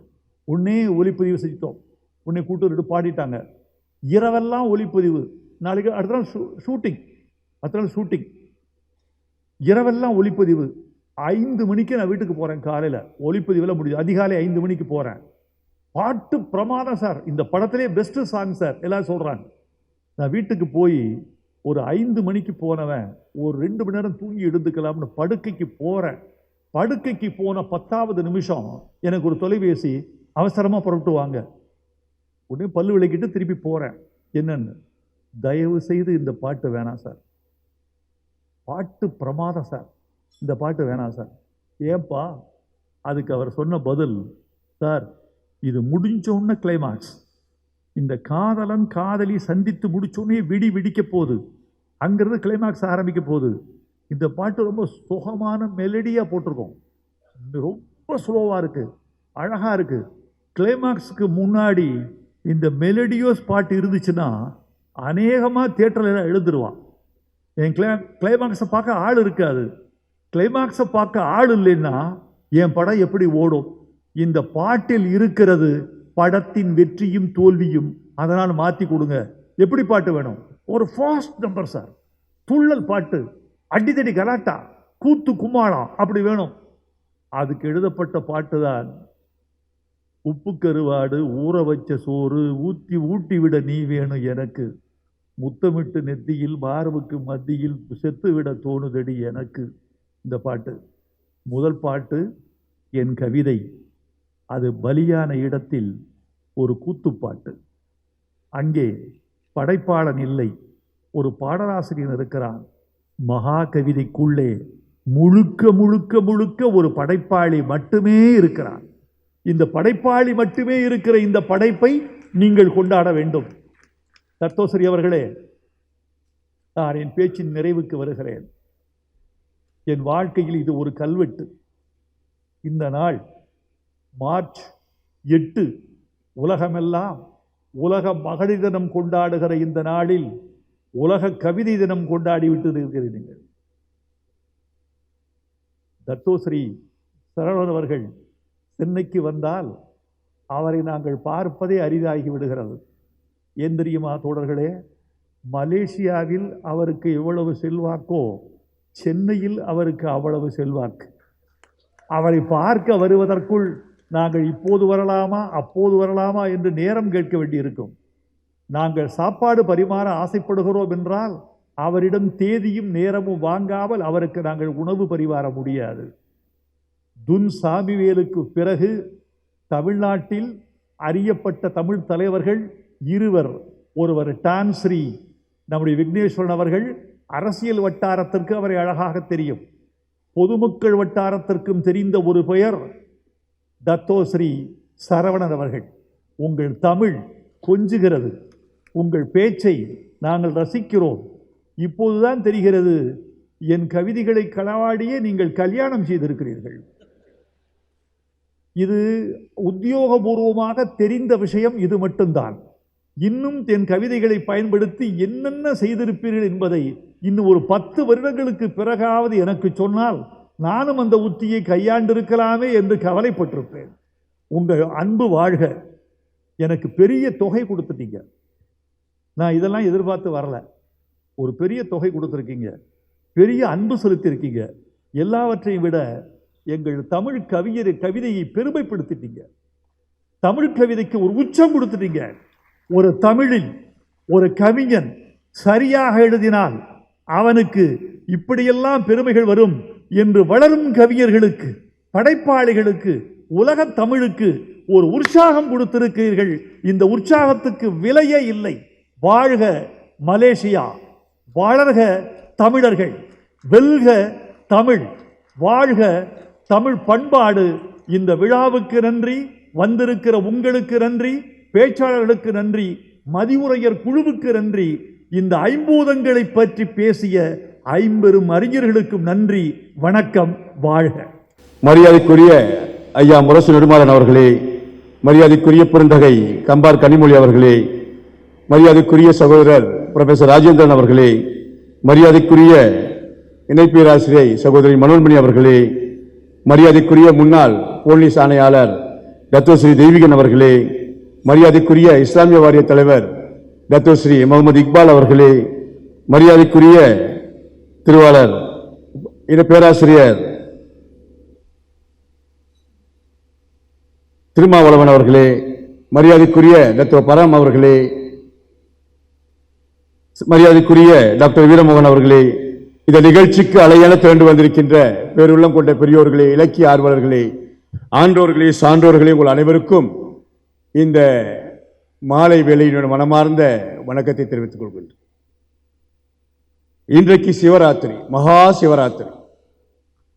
டான்சி விக்னேஸ்வரன் உள்பட பல பேர் சிவராத்திரிக்கு போவதை விட்டு இங்கே வந்திருக்கிறோம் என்று மகிழ்ச்சியோடு சொன்னார்களா, வருத்தத்தோடு சொன்னார்களா என்று எனக்கு தெரியவில்லை. ஆனால் ஒன்று மட்டும் நிச்சயம், சிவனுக்கு பிடித்தது தமிழ். சுந்தரமூர்த்தி நாயனாரிடம் என்னுடைய சுந்தர தமிழால் என்னை பாடுக என்று கேட்டவன் சிவபெருமான். அது மட்டுமல்ல, சேக்கிழார் பெருமானுக்கு உலகலாம் உணர்ந்து உதற்கரியம் என்று அடியெடுத்து கொடுத்தவனும் சிவபெருமான். திருமுலை பால் கொடுத்து திருஞான சம்பந்தரை தோடுடைய செவி என்று பாட வைத்தவனும் சிவபெருமான் தான். ஆக சிவபெருமானுக்கு பிடித்த மொழி தமிழ் மொழி. அந்த தமிழுக்காக வந்திருக்கின்ற அனைவருக்கும் இந்த மகா சிவராத்திரியில் சிவபெருமான் நிச்சயம் அருள் கொடுப்பான். கவிப்பேரரசு அவர்கள் பெரும்பாலும் இயக்கங்களில் துணைத் தலைவர்கள் தெரிவதில்லை. அதிலும் மாயிக்காவில் நீண்ட காலமாக துணைத் தலைவர் என்றால் தெரியாது. ஆனால் டான்சி விக்னேஸ்வரன் தலைமையேற்ற பின்புதான் துணைத் தலைவனுக்கும் சரியாசனம் கொடுங்கள் என்று தனக்கு நிகராக சமமாக துணைத் தலைவர் வைத்து இப்படி ஒரு நிலைமைக்கு நிகழ்ச்சிக்கு தலைமையேற்க வைக்கின்ற அற்புதம் எல்லாம் டான்சி விக்னேஸ்வரன் காலகட்டத்தில் நடந்து கொண்டிருக்கின்றது. இது விருது விழா. வேண்டிய வரையில் விருதுகள் இறக்கிவிட்டிருக்கின்ற ஒரு மாபெரும் கவிஞனுக்கு ஒரு புள்ளின் வரவேற்பு. 52 ஆண்டுகள், வணக்கத்திற்குரிய பெரியோர்களே, 52 ஆண்டுகள் ஒரு மனிதன், ஒரு தமிழன் தமிழை தன் ஆயுதமாக வைத்துக் கொண்டு உலகத்தை வலம் வந்தது மட்டுமல்லாமல் 52 ஆண்டுகள் உலகத்தில் 1வது கவிஞனாக நாற்காலி போட்டு அமர்ந்திருக்கின்றான் என்றால் அது சாதாரண வெற்றி அல்ல. தமிழை வைத்து வாழ்வது எவ்வளவு கஷ்டம் என்று எனக்கும் தெரியும். ஆக இந்த 52 ஆண்டுகளில் அவர் ஆற்றியிருக்கின்ற சாதனைகள், இந்த 52 ஆண்டுகளில் தன்னுடைய நிலைப்பாட்டை தக்க வைத்துக் கொள்வதற்காக அவர் அடைந்திருக்கின்ற துன்பங்கள், துயரங்கள், சோகங்கள், இழந்திருக்கின்ற வாய்ப்புகள், தொலைந்திருக்கின்ற தூக்கங்கள், இதெல்லாம் கணக்கு பண்ணி பார்த்தால் இன்றைக்கு அவர் அடைந்திருக்கின்ற மிகப்பெரிய வெற்றி. வெற்றியின் உச்சத்தில் இருக்கின்ற ஒவ்வொரு தமிழனையும் ஏதாவது ஒரு குழு, ஏதாவது ஒரு தனி மனிதன் கொச்சைப்படுத்துவதற்கு காத்துக்கொண்டே இருப்பான். ஒவ்வொரு உன்னத முயற்சி, தமிழனாக பிறந்து விட்டால் ஒவ்வொரு உன்னத முயற்சிகளையும், ஒவ்வொரு உன்னத வெற்றிகளையும், ஒரு உன்னத உயர்வுகளையும் கொச்சைப்படுத்துவதற்கு ஒரு கூட்டம் எப்பொழுதும் காத்துக்கொண்டே இருக்கும். அதை தாண்டி 52 ஆண்டுகள் இந்த தமிழ் கூறு நல்லுலகில் ஒரு தமிழர் வெற்றி பெற்றிருக்கின்றான் என்றால் அந்த வெற்றியை இந்த தமிழ் உலகம் கொண்டாட வேண்டும் என்பதன் அடிப்படைதான் இன்றைய இந்த விழா. எனக்கும் கவி பேரரசு வைரமுத்துவுக்கும் ஏறக்குறைய ஒரு 40 ஆண்டு கால பழக்கம். இன்று நேற்று வந்த உறவல்ல. இதை சொன்னோன்னு சில அறிஞர்கள், சரவணனுக்கு வயசு 56, 40 வருஷம் பழகணும், 16 வயசுலேயே வைரமுத்தோடு இவர் டச்சில் இருக்காரா, யாரு கிட்ட குருடா ஒரு கீழே 3 பேர் கமெண்ட்ல போடுவாங்க, உருட்டு உருட்டு உருட்டு. 18 வயதில் நான் நினைக்கிற கூட்டத்தில் நம்முடைய முன்னாள் மாய்க்காவுடைய சபாநாயகர் டிபி விஜேந்திரன் இருக்காருன்னு நினைக்கிறேன். டிபி விஜேந்திரன் 18 வயதில் அவர் ஒரு இளைஞர் நிகழ்ச்சிக்கு அழைக்கின்றேன். நிகழ்ச்சி காலதாமதமாக, இன்று போல அன்றும் காலதாமதமாக ஆரம்பிக்கப்பட்டது. அவருடைய அதிகாரி மறுபடியும் சொல்றாரு, பாஸ் ரொம்ப கோபமா இருக்காரு, பார்த்து கொஞ்சம் நிகழ்ச்சியை நடத்துங்க. உடனே மேடைக்கு போன என்ன சொல்றதே தெரியல, இருக்கவே இருந்தது வைரமுத்துடைய வரிகள். உடனே அதை எடுத்து மேடையில் நின்று சொன்னேன், நான் இப்பொழுது உங்கள் முன்னால் வாழ்ந்து கெட்டவன் ஒருவன் தானம் கேட்பதற்கு எப்படி தயங்கி தயங்கி போவானோ, இதெல்லாம் வைரமுத்து கவிதையில் நான் சுட்டது என்று யாருக்குமே அப்பொழுது தெரியாது. வாழ்ந்து கெட்ட ஒருவன் தானம் கேட்கும் பொழுது எப்படி தயங்கி தயங்கி போவானோ அதுபோல இப்பொழுது உங்கள் முன் நின்று கொண்டிருக்கின்றேன். 5 வயது பிஞ்சு மகள் கோலமிட்டால் அதை அழகு இல்லை என்று சொல்கின்ற தாய் கிடையாது என்று சொன்ன அடுத்த நிமிடமே விஜயேந்திரன் முகத்தில் ஏற்பட்ட புன்னகை மிகப்பெரிய மாற்றத்தை ஏற்படுது. அன்றுதான் முதலில் நான் கவி பேரரசு வைரமுத்து அவர்களை கைப்பிடிக்கின்றேன். அதற்கு பிறகு 20 வயதில் கட்சிகளை சேர்கின்றேன். தத்தோசாமியோருடைய சந்திப்பு ஏற்படுகின்றது. அப்பொழுதும் வைரமுத்து தான் கை கொடுக்கின்றார். தலைமை உரையாற்ற சென்ற நான் வைரமுத்து அவருடைய வரிகளை கடன் வாங்கி மேடையிலே பொழிகின்றேன். ரத்தோஸ்ரீ அவர்களே, நீங்கள் சரியான இளைஞர்களை அடையாளம் காணாவிட்டால் இந்த கட்சியில் நாளைகளை சுமப்பதற்கு தக்கைகளைத்தான் நீங்கள் தயார் செய்ய வேண்டும் என்று. அதை கேட்டவுடன் ரத்தோஸ்ரீ அவர்கள் திகைத்து போகின்றார். இத்தனை சின்ன உடம்பில் இவ்வளவு பெரிய வரிகளா என்று. அதற்கு அடுத்த வரியை சொன்னேன், இளைய தலைமுறை புதிய பண்பாட்டு சிகரங்களை நோக்கி ஓரங்குலமாவது உயர்த்த வேண்டியது உங்களுடைய கடமை. இந்த வரிகள் எல்லாம் என்னையும் டாக்டர் சாமிவேலு அவர்களையும் மிக நெருக்கமாக கொண்டு வந்து, அதெல்லாம் வைரமுத்து அவர்களிடமிருந்து நான் இறைவல் பெற்ற கவிதைகள் 20-30 ஆண்டுகளுக்கு முன்பதாக. அதற்கு பிறகு கட்சியிலே பொறுப்புக்கு வருகின்றேன். அப்பொழுதும் வைரமுத்துடைய வரிகள் தான் எனக்கு ஞாபகம் வந்தது. உட்கார முடியாத ஒருவன் உன் நாற்காலியை ஒளிய வைத்திருப்பான், அவற்றை கைப்பற்றேன். அன்று கைப்பற்றிய தொடங்கியது தான். ஆனால் அதற்குள் கட்சிக்குள் ஒரு சிறு சலசலப்பு. எனக்கும் டான்சி விக்னேஸ்வரன் அவருக்கும் இதை கைப்பற்றுகின்ற போராட்டம் என்று. ஒரு முறை டான்சி விக்னேஸ்வரன் 20 ஆண்டுகளுக்கு முன்பதாக என்னை அழைத்தார். கட்சியில் ஒரு நாற்காலியை ஒழித்து வைக்கவில்லை, பல நாற்காலியை ஒழித்து வைத்திருக்கின்றார்கள் உட்கார முடியாதவர்கள். ஒரு பக்கத்திலிருந்து நீ பற்றி, இன்னொரு பக்கத்தில் நான் பற்றுகின்றேன், இருவரும் பங்கு போட்டுக் கொள்ளலாம் என்றார். அதனுடைய உச்சம்தான் இன்றைக்கு அவர் தலைவராகவும் நான் துணைத் தலைவராகவும் இருக்கின்றேன். ஒவ்வொரு வரியும் அந்த இளமை காலத்தில் ஏன் வைரமுத்துவை நான் கொண்டாடுகின்றேன் என்று சிலர் கேட்டார்கள். அந்த இளமை காலத்தில் ஒவ்வொரு வரியும் சிற்பியே உன்னை செதுக்குகின்றேன் என்ற புத்தகத்தின் வாயிலாக ஒவ்வொரு வரியும் ஆயுதம் தரி, பயன்படுத்தாது. அதனால தான் அந்த பொக்கையில் வச்சிருந்த வெளியே எடுக்கவே இல்லை. ஆனால் அதையும் படம் பிடிச்சு போட்டுறாங்க. எதிரிகளை பேச விடு, இப்படி எத்தனையோ வரிகள், அறிவை முழுமையாக பயன்படுத்தி பல வரிகள், இப்படி எல்லாம் சொல்லி வாழ்க்கையுடைய முதல் பகுதியில் என்னை கைபிடித்து அழைத்து வந்ததுக்கு வைரமுத்துடைய கவிதை. பிறகு 2ஆம் பகுதியில் வந்தேன். வாழ்க்கையில் 2ஆம் பகுதியில் மனமுடி என்று சொல், மனமும் முடித்து முதலிரவு அறைக்குள் பால் செம்போடு சென்றவருக்கு மத்திய என்னுடைய நான் பொய் செல்வல் என்ற மனைவி கவிதா பின்னால் இருக்கேன். நான் இதை சொல்லும் பொழுது டான்சி விக்னேஸ்வரன் என்ற சந்தேக பார்வையோடு பார்க்கின்றார். முதலிரவு அறைக்குள் கவிதையோடு சென்றாயா அப்படின்னு. நான் கவிதையோடு சென்று என் மனைவியிடம் சொன்னேன், இரும்பாயிருந்த எண்ணெய் துளக்கி பொன்னாய் மாற்றிய புன்னகை கண்மணி என்றேன்.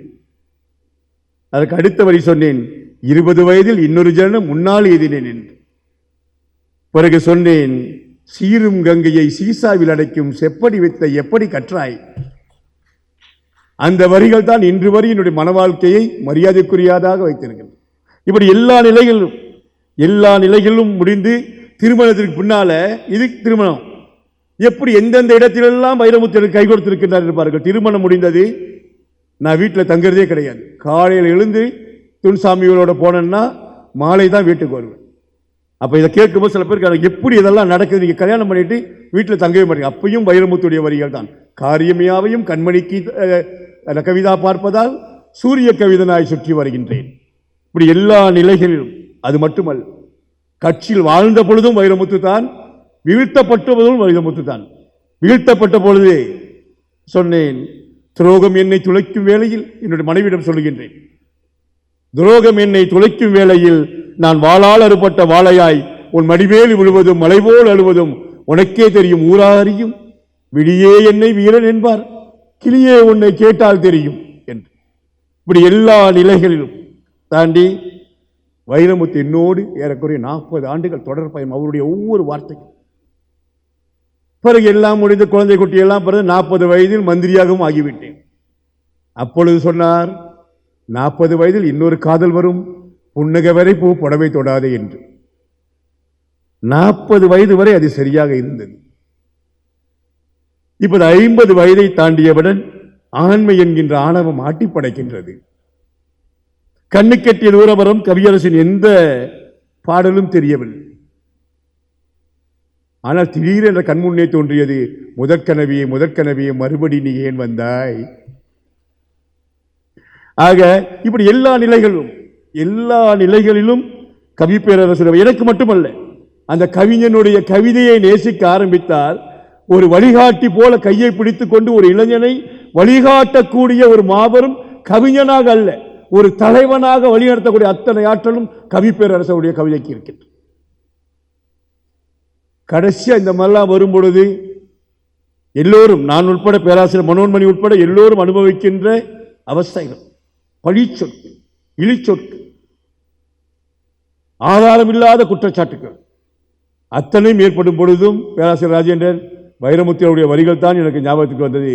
கத்தும் நாய்க்கு காரணம் வேண்டாம், தன் நிழல் பார்த்து தானே குறைக்கும்.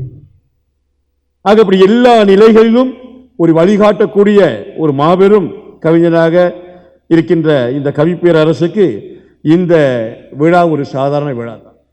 தமிழகத்திலிருந்து இங்கே வந்திருக்கின்ற மரியாதைக்குரிய புதுவையுடைய முன்னாள் சபாநாயகர் அவர்களே, வெங்கடேஷ் அவர்களே, குமார் அவர்களே, கார்த்திக் அவர்களே மற்றும் தமிழகத்தில் இருக்கின்ற அத்தனை நண்பர்களும் தமிழ்நாட்டிற்கு சென்றவுடன் சொல்லுங்கள், கவிப்பேரரசு வைரமுத்துவிற்கு இங்கே விருது கொடுக்கவில்லை, இங்கே ஒரு தமிழ் கூட்டம் அவரை கொண்டாடி கொண்டிருக்கின்றது என்று சொல்லுங்கள். காலத்தில் அழியாத காவியம் தரவந்த மாமன்றும் கவிமன்னன் என்று ஒரு தமிழ் கூட்டம் அவரை கொண்டாடி கொண்டிருக்கின்றது. நண்பர்களே, இதை தாண்டி இது அவருடைய மொழிக்காக நடத்தப்படுகின்ற விழா. இதை தாண்டி இது கவிப்பேரரசு அவர்களுக்கும் தெரியாது. இதை தாண்டி இந்த நிகழ்ச்சியை செய்ய வேண்டிய நன்றிகளை நான் கொண்டிருந்தது. ஏறக்குறைய கால் நூற்றாண்டுகளாக துன் சாமிவேல் அவர்களோடு பின்னி பிணைந்து சென்றவன் நான். தமிழகத்தில் இருந்து மலேசியாவிற்கு வந்த எந்த நடிகரும் நடிகையும் எழுத்தாளனும் அரசியல்வாதியும் துன் சாமிவேலை பார்க்காமல் அவரிடமிருந்து நன்மைகளை பெறாமல் சென்றதே கிடையாது. இந்த நாட்டில் தமிழ்நாட்டில் அத்தனை பெருமக்களுக்கும் வேடந்தாங்களாக திகழ்ந்தவர் துன் சாமிவேல். அது மட்டுமல்லாமல் இங்கிருந்து அவர் அங்கு சென்றாலும் அவர் அங்கிருந்து இங்கு வந்தாலும் அத்தனை பேருக்கும் ஒரு மிகப்பெரிய வேடம் தாங்கள் துன் சாமிவேல். ஆனால் கவிப்பேரரசு அந்த வரிசையில் வரவே இல்லை. அவர் முதல் இந்த நாட்டிற்கு வந்தது 1987 ஆண்டு. மறைந்த திருவாளர் ஆதி குமரன் அவர்களுடைய அழைப்பின் பேரில் அப்பொழுது வந்தார். அவருடைய விழாவுக்கு அப்பொழுதெல்லாம் மறைந்த டான்ஸ்ரீ சுப்பிரமணியம் தான் தலைமை தாங்குவார். எங்களுடைய அரசியல் வட்டாரத்துக்கு அப்பொழுதெல்லாம் வைரமுத்துவை பிடிக்காது. ஏனென்றால் அவர் எங்களுடைய அதிகார வரம்பிற்கு அப்பாற்பட்ட இடத்தில் சஞ்சரித்துக் கொண்டிருந்தார். ஆக தொன்சாமி ஒரு அமைச்சராக இருந்த பொழுது கவிப்பேரரசு வைரமுத்து அவர்கள் எந்த விதமான அனுகூலமும் தொன்சாமியிடமிருந்து பெற்றதே கிடையாது. நாங்கள் ஓர் அங்குலம் அவரை தள்ளியே வைத்திருந்தோம். ஆனால் என்றைக்கு தொன்சாமியோடு அவர்கள் அரசியல் பதவி இல்லையோ அன்றிலிருந்து கவிப்பேரரசு அவர்களுக்கும் தொன்சாமியோடு அவருக்கான உறவு மிக மிக நெருக்கமானது. ஆனால் தொன்சாமிவேலு மறைந்தவுடன் அத்தனை அலுவலகங்களை பெற்ற ஒருவர் கூட தமிழ்நாட்டிலிருந்து அந்த இறுதி மரியாதை செலுத்த இங்கே வரவில்லை. எந்த அனுகூலமும் பெறாத கவிப்பேரரசு வைரமுத்து அவர்கள் அந்த இறுதி ஊர்வலத்தில் வந்ததோடு மட்டுமல்லாமல் இடுகாடு வரை வந்து இரங்கல் குறை ஆற்றிய அந்த பண்புடைய மரபணுக்கு எடுக்கின்ற விழா இது. தமிழ் உள்ளவரை நீங்கள் நினைத்திருப்பீர்கள். போற்றுவாய் கவியரசு கண்ணதாசன் சொன்னது போல, போற்றுவார் போற்றட்டும், தூற்றுவார் தூற்றட்டும், ஏற்றதொரு கருத்தை எனது உள்ளம் என்றால் எடுத்துரைப்பேன் என்று அந்த வரிகளிலே நின்று பத்திரிகை பட்டாளம் படையெடுத்து வந்தாலும், வெற்று தலைகளுக்கே விளம்பரங்கள் கொடுத்தாலும், வேலையற்றவர்கள் காலையிலே வாட்ஸ்அப்பிலே விழித்தாலும் குன்றம் சரிவதில்லை, கோபுரங்கள் சாய்வதில்லை, நல்லவர்கள் வேறு, பொது வாழ்வில் நலம் காக்கும் வல்லவர்கள் வேறு. நன்றி, வணக்கம். இன்றைய நிகழ்வின் அறிவிப்பாளர் சகோதரர் தேவிகனும் சகோதரி சத்யா அவர்களே, இந்த நிகழ்வுக்கு நம்ம எல்லாமே ஒன்று கூடி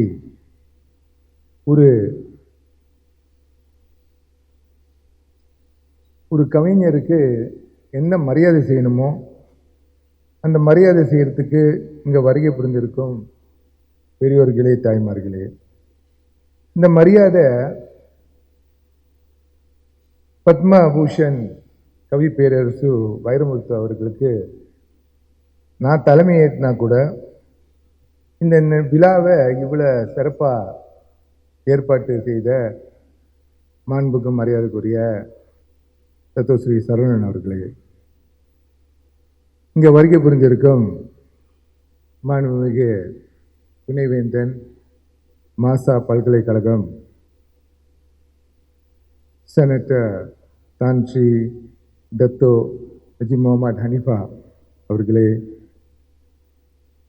மேலவைத் தலைவர் டத்தோ டாக்டர் நெல்சன் ரங்கநாதன் அவர்களே, மாரியம்மன் கோயில் தேவஸ்தானம் தலைவர் மரியாதைக்குரிய அண்ணன் தான் ஸ்ரீ தத்தோ டாக்டர் நடராஜா அவர்களே, இங்கு வருகை புரிந்திருக்கும் மாய்காவின் தேசிய உதவித் தலைவர்களே, பொதுச் செயலாளர் அவர்களே, பொருளாளர் அவர்களே,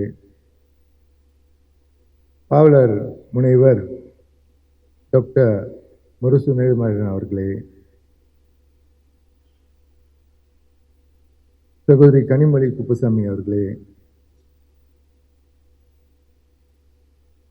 தலைமை ஆசிரியர் மரியாதைக்குரிய டாக்டர் ராஜேந்திரன் முனியாண்டி அவர்களே, துணை தலைமை ஆசிரியர் அசோசியேட் ப்ரொஃபஸர் டாக்டர் மனோமணி தேவி அவர்களே, அண்ணன் டத்தோ ஸ்ரீ தேவிகன் ஆறுமுகம் அவர்களே, சகோதரர் இஸ்லாமிய கல்விக்குழு தலைவர் மரியாதைக்குரிய டத்தோ ஸ்ரீ முகமது இக்பால் ராவுத்தர் அவர்களே, சகோதரர் டாக்டர் திருமாவளவன் அவர்களே, மற்றும் இங்கே வருகை புரிந்திருக்கும் தமிழ்நாட்டிலிருந்து பெரியோர்களே, தாய்மார்களே, சகோதர சகோதரிகளே, உங்கள் அனைவருக்கும் என் பணிவான மாலை வணக்கத்தை உரித்தாக்குகிறேன்.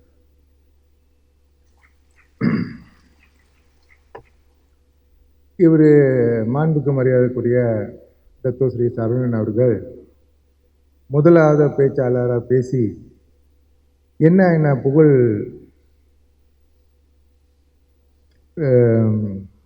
பத்மபூஷன் அவர்களுக்கு சொல்லணுமோ அது எல்லாமே சொல்லிட்டாங்க. இப்போ நான் என்ன தான் பேசுகிறேன்னு எனக்கே தெரியல. இது இவருக்கு ஒரு வேடிக்கையாக என்னை கொண்டு போய் இந்தியாவில் நிறுத்தினார்.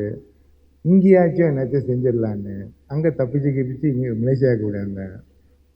ஏன்னாங்க தமிழ், அதுவும் இங்கே இவ்வளோ பெரிய சான்றோர்கள் முன்னே நான் என்ன பேச போகிறேன்னு அன்றைக்கே நான் கேட்டுட்டேன் டத்து சரவணன்ட்டு. நீங்கள் ஒன்றும் பேச வேணாம், நீங்கள் தலைமையை தான் வச்சு நடத்துகிறீங்க, மற்றதெல்லாம் நான் பார்த்துக்கிறேன்னு. ஆனால் இன்றைக்கி என்ன பேசுகிறேன்னா, திருப்பி இன்றைக்கி யாரை பற்றி நம்ம பேசுகிறோம்னா, நம்ம எல்லாம் இங்கே ஒரு கொடைக்கானலில் ஒன்று கூடியிருக்கோம்னா தமிழர்கள் மேல. அந்த தமிழ் இப்போ மாண்புக்கு மரியாதைக்குரிய டாக்டர் ஸ்ரீ சரவணன் அவர்கள் சொல்லியிருந்தால், அந்த நாற்காலியில் 1ஆம் நம்பர் சீட்டில் உட்காந்துக்கூடிய ஒரு புலவர் இந்த காலகட்டத்தில் வேறு யாரும் இருக்க முடியாது. மரியாதைக்குரிய பத்மபூஷன் கவி பேரரசு வைரமுத்து தவிர. அவருக்கு ஒரு விழா செய்யணும். அந்த விழாவை பெருசாக செய்து அவருக்கு மகுடம் சூட்டணுன்னு மட்டும் உள்ள சிந்தனை இல்லை டாக்டர் ஸ்ரீ சரவணனுக்கு. இது மூலமாக நம்ம வெளியே, அதாவது தமிழ்நாட்டுக்கு வெளியே இருக்கக்கூடிய தமிழர்கள் இது எல்லாமே கொண்டாடணும். அதாவது ஒரு தமிழ் விழா நம்ம கொண்டாடுறோம்னா, பாரம்பரியம்ல எவ்வளோ நம்மளுக்கு கருத்து வேறுபாடு இருக்கலாம். ஆனால் ரொம்ப முக்கியமானது அதோட மொழி. அந்த மொழி தமிழ்னு இருக்கிறவாசி மலேசியாவில் இருக்கக்கூடியவர்கள், அதுவும் குறிப்பாக மாண்புக்கு மரியாதைக்குரிய டாக்டர் ஸ்ரீ சரவணன் அவர்கள் இது ஏற்பாட்டு செய்யணும்னு சொல்லி அவருக்கு மகுடம் சூட்டி, கவி பேரரசுக்கு மகுடம் சூட்டுறது மட்டும் இல்லை, அவருக்கு என்ன நன்மை கிடைக்க போகுது? ஆனால் இந்த நாட்டில் தமிழ் வாழக்கூடிய ஒரு எதிர்காலம் இருக்குன்னு சொல்லி அவர் தூர நோக்க சிந்தனையோட ஒரு நிகழ்ச்சி நடத்தி ஒரு விழிப்புணர்வு நம்ம இனத்துக்கு உருவாக்கணும்னு சொல்லி தான் இந்த நல்ல இயக்குனது தான் இந்த விழாவை இவர் நடத்துகிறாரு. அதை நடத்துறது யாருக்கு நடத்துகிறோம்னா, ஒரு சாதாரண ஆளுக்கு நடத்தலை. அவருக்கு 40 வருஷத்துலேருந்து தெரியும், எனக்கு 44 வருஷத்துலேருந்து தெரியும். நான் கேட்டேன் அவரை, நீங்கள் எத்தனை வயசில் நீங்கள் பாட்டு எழுதுனீங்கன்னு. இப்போ யாராச்சும் கேட்டால் அவர் பாட்டை நான் கேட்டுட்டேன்னு சொல்லிடலாம். அன்பான பெரியோர்களே, தாய்மார்களே, இன்னைக்கு நம் நாட்டில் 26 தமிழ் பள்ளி மூடக்கூடிய சூழ்நிலை இருக்கு.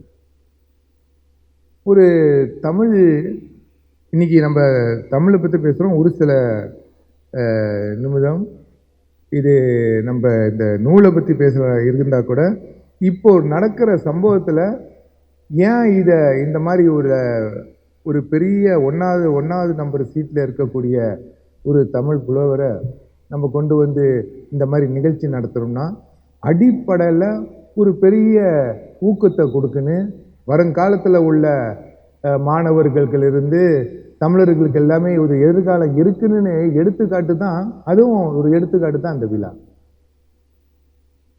மாண்புக்கு மரியாதைக்குரிய தத்துவஸ்ரீ சரவணன் அவர்கள் மாய்க்கா சம்பந்தப்பட்டவர், எங்களோட இலக்கியவாதி, என் தம்பி உடையவன் படைக்கஞ்சான் மாண்புக்கு மரியாதைக்குரிய தத்துவஸ்ரீ சரவணன் அவர்கள்.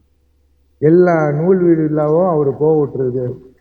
என்னைய சொல்லுவார், இதுக்காச்சும் நீங்கள் வாங்கன்னு. நான் எதுக்குமே வரமாட்டேன். ஏன்னா எல்லாத்துக்கும் ஒரு தரம் இருக்குங்க. இந்த தரத்தை ஒன்று சொந்தமாக உயர்த்திக்கணும், இல்லை உயர்ந்தவங்களை அந்த இடத்துக்கு அனுப்பி விட்டுருங்க. எல்லாத்துக்கும் ஆசைப்படாதீங்க. என்னை பொறுத்த வரைக்கும் மாண்புக்கு மரியாதைக்குரிய தத்துவஸ்ரீ சரவணன் அவர்கள், இவருக்கு தமிழ் மட்டும் இல்லை, தமிழர்கள் எந்த வகையில் அவங்க தமிழ் பேசக்கூடிய ஒரு சிறப்பாக பேசுகிறாங்களோ, அதுவும் குறிப்பாக அவருக்கு கவி பேரரசு மேலே பாசம் இல்லை, ஒரு தீவிரவாதின்னு சொல்லணும். உங்களுக்கு மாண்புக்கு மரியாதைக்குரிய டாக்டர் சரவணன் அவர்கள் உங்களோட தீவிரவாதி. அது எதனாலனா தமிழ். நாங்கள் எல்லாமே இங்கே ஒன்று கூடியிருக்கோம்னா நீங்கள் எழுதும் ஒரு கவிதைகளும் ஒரு பாட்டுக்கு உள்ள வார்த்தைகளும் அதுக்குள்ள அர்த்தங்களும் எல்லா மனதிலையும் பதிஞ்சிருக்கு. கருத்து வேறுபாடு இருக்கலாம். உங்களோட இந்த மகா கவிதை 5 பூதங்களை பற்றி பேசி கடைசியில் அவர் சொன்ன மாதிரி கடவுள் யார் அப்படின்னு இருக்கிறதுல அதில் என்னை பொறுத்த வரைக்கும், எங்களை பொறுத்த வரைக்கும் ஒரு தப்பே இல்லை.